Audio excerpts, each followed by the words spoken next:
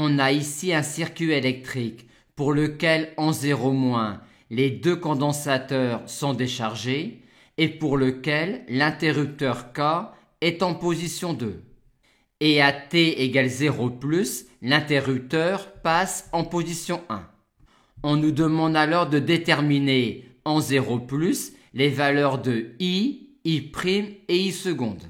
Partons tout d'abord des conditions initiales pour déterminer les valeurs en 0- de grandeurs électriques qui sont continues par rapport au temps pour en déduire ensuite leurs valeurs en 0+. Les seules grandeurs électriques pour lesquelles on est sûr qu'elles soient des fonctions continues du temps sont les tensions aux bornes des deux condensateurs. Et elles sont toutes deux nulles en 0- vu que l'on a dit qu'initialement les deux condensateurs étaient déchargés. Et vu qu'une tension aux bornes d'un condensateur est une fonction continue du temps, on en déduit alors leur valeur en 0+. Et comme c'était les seules grandeurs électriques pour lesquelles on était sûr qu'elles étaient des fonctions continues du temps, on ne tirera rien de plus de la situation en 0-. Passons donc maintenant à la situation en 0+.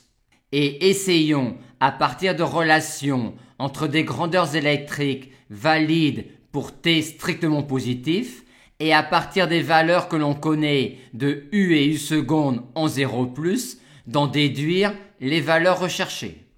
Pour t strictement positif, il ne passe aucun courant dans cette branche-là, on peut donc l'effacer. En 0+, cette tension-là est nulle, on en déduit donc que I' est nul en 0+.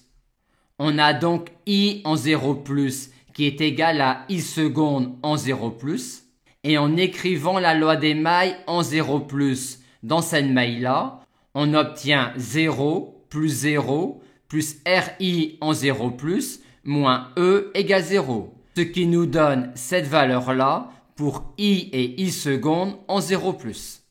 On nous demande maintenant de déterminer les valeurs de I, I' et I seconde quand un courant permanent continu s'est installé.